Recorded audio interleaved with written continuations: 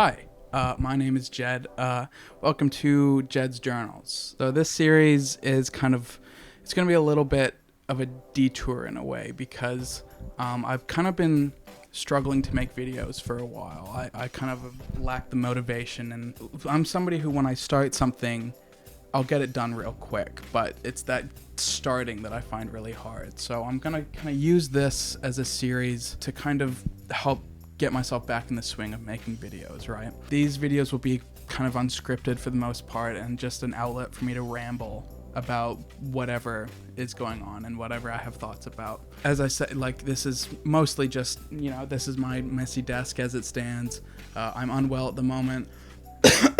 And so on. And yeah, I essentially just want to ramble with no real coherency about whatever it is I'm playing or watching or interested in at the moment. And if you connect with anything I say, then fantastic. So, recently I've been playing Final Fantasy VII Remake, the one from however many years ago at this point. I don't even remember what year it came out, 2018? I don't know. Now, I've never...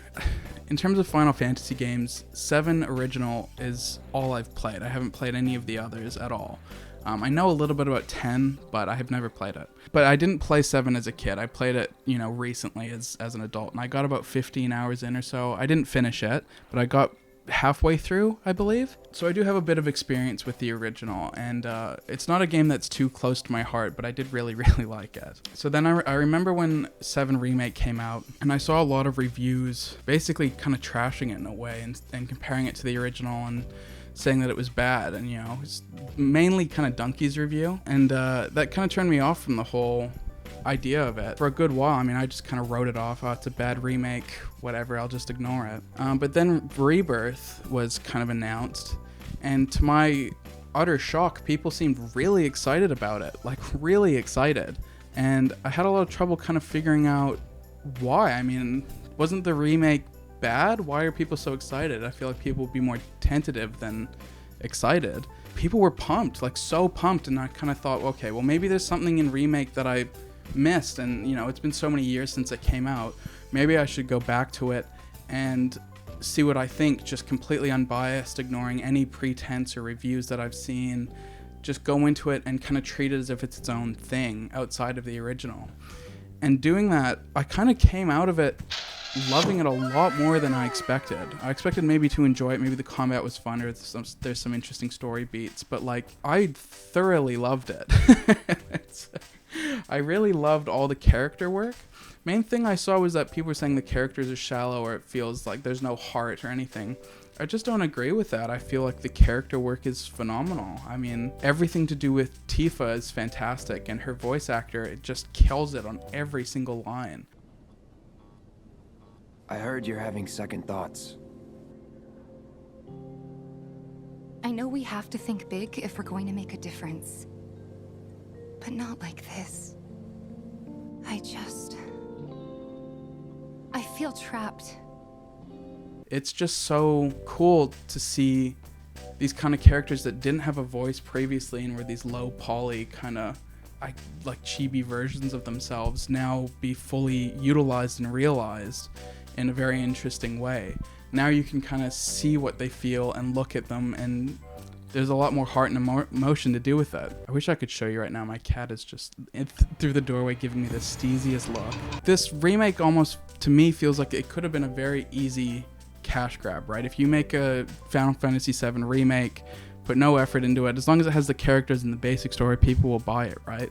But I was just shocked with the level of detail and care and love that was put into every aspect to it. Like, everything from 7 in that section is in it, I expected the Hell House to be removed.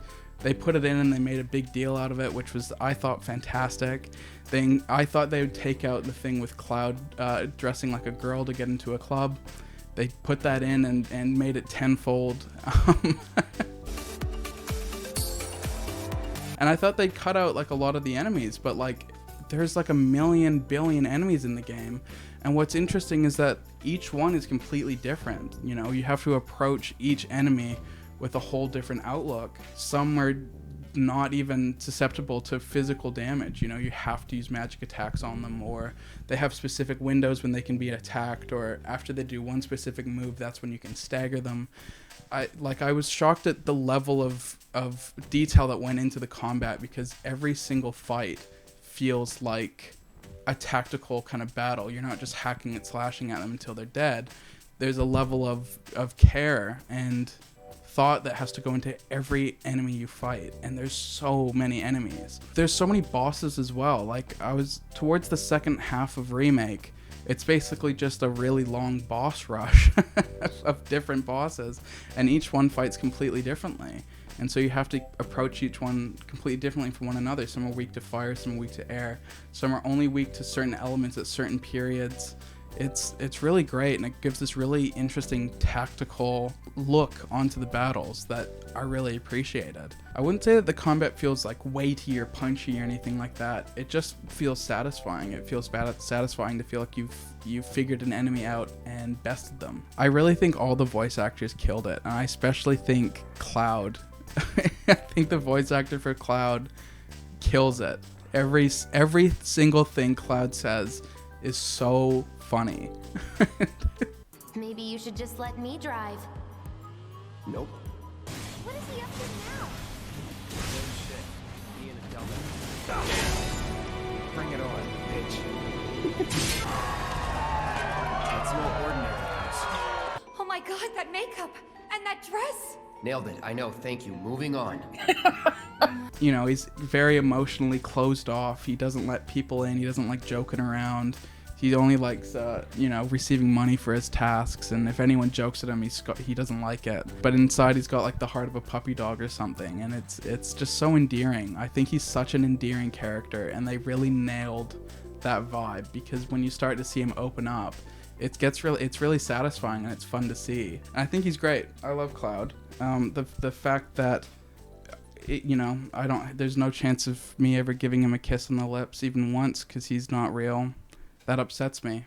That upsets me quite deeply, frankly. And I have to give a special recommendation to the music as well, because they clearly put a lot of effort into the music. I love that a lot of it is just kind of like a reinterpolation of the original music. Like, that main fight battle music is here, and it feels a lot better and more grandiose in a certain way.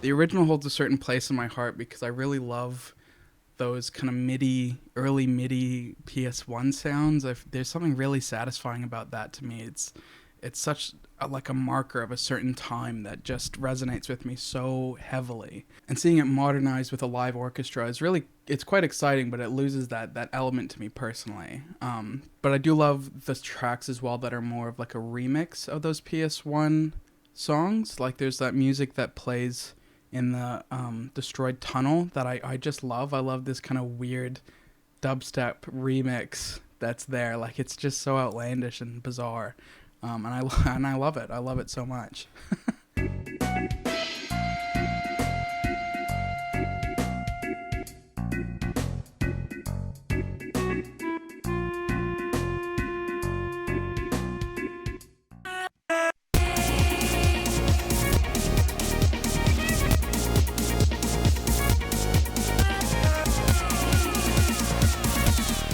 Of this linked back to a thought I had around reviews, right? Because Final Fantasy Remake falls into the category within Western perception of being a JRPG, right? It's a whole genre of game, the JRPGs. They have their own quirks, such as long stretches of thin corridors, or the characters having certain inflections that don't necessarily gel with certain personalities.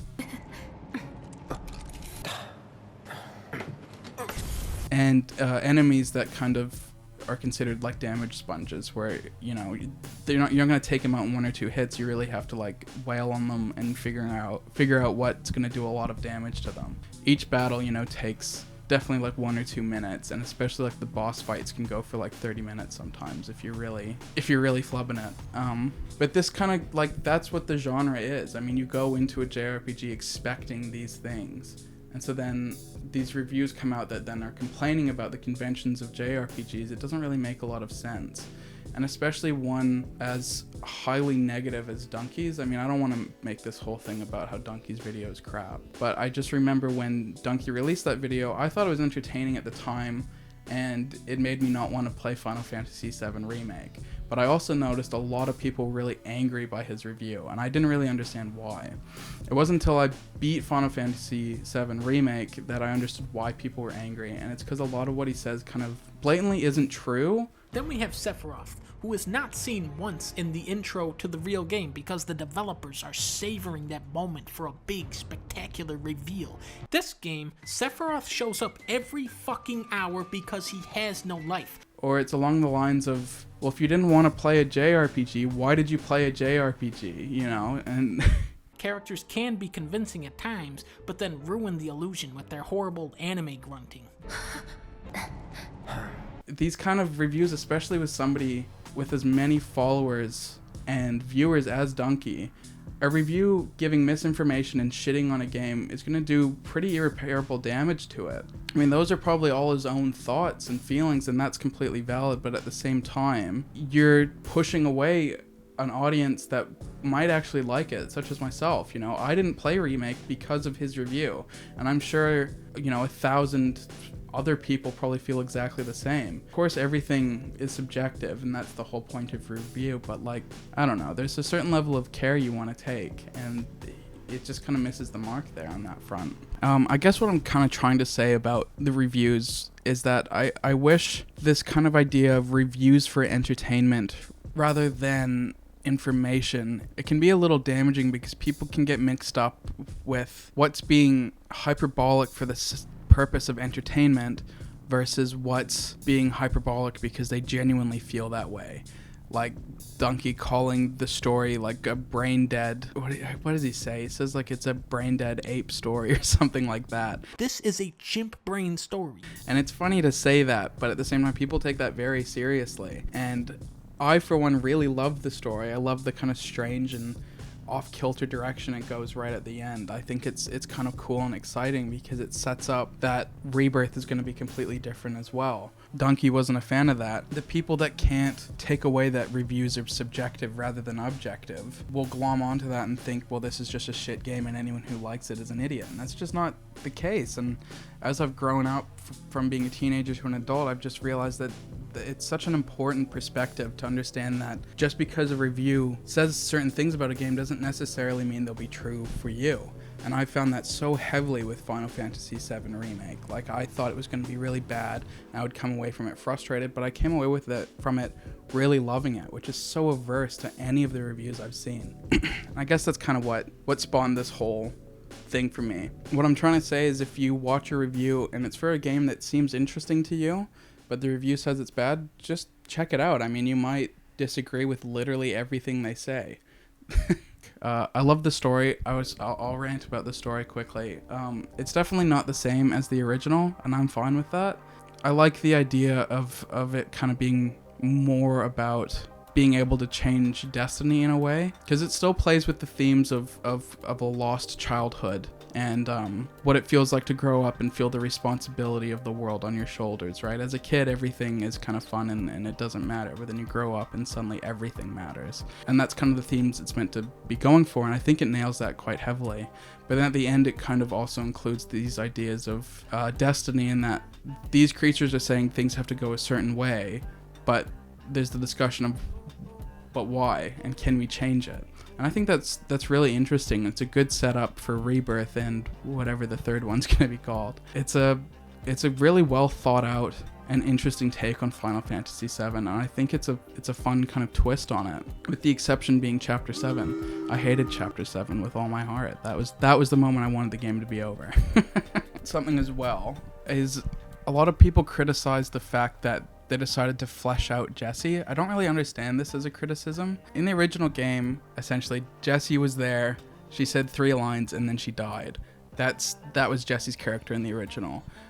For this one, they obviously decided to flesh Jessie out a little bit more, so that then Cloud can have more of a connection to that Avalanche group, as there's somebody deep within it that he's connected to in a certain way. And they given Jessie a backstory where, you know, she wanted to be an actor, and they really fleshed it out so that then, you know, when push comes to shove, You owe me a pizza. it's a lot more impactful. And I don't understand why this is a bad thing. I don't know. They fleshed out her character in a way that felt satisfying. It didn't feel forced per se. Like, there's one extended mission with her, and then the rest of it is just the normal game. I don't understand why that's bad. I mean, just because it's not the original game, one for one, doesn't mean it's a bad thing. I don't know. I don't understand that as criticism. Obviously, Rebirth is out at this point, but it's not. I haven't played Rebirth yet, to be clear. Remake is not that long, and it's also not that hard. I mean, I played it on non-classic normal, or whatever you want to call it, and I found it totally palatable from start to finish. There was one moment in particular I was a bit frustrated, and that was during chapter 7, so I guess chapter 17. So keep that in mind. I might have said chapter 7 before as well. That's kind of all my thoughts I had on it. I mean, it's made me excited to play other Final Fantasy games, and I'm keen to jump into those and maybe share my thoughts on them as well. Anyway, what was your thoughts on Final Fantasy VII Remake? Were there reviews that turned you away from the game just like me? What's your kind of perception on it if you haven't played it? Because if you're somebody who likes JRPGs but thinks you're not gonna like Remake, I would say give it a go, because I expected to kind of amicably like it, but I ended up really loving it, which I really didn't expect. So I would say give it a go. Why not? Anyway, my name's Jed. Be sure to like and subscribe or whatever. Do all that. Hope you're all having a nice day. Bye.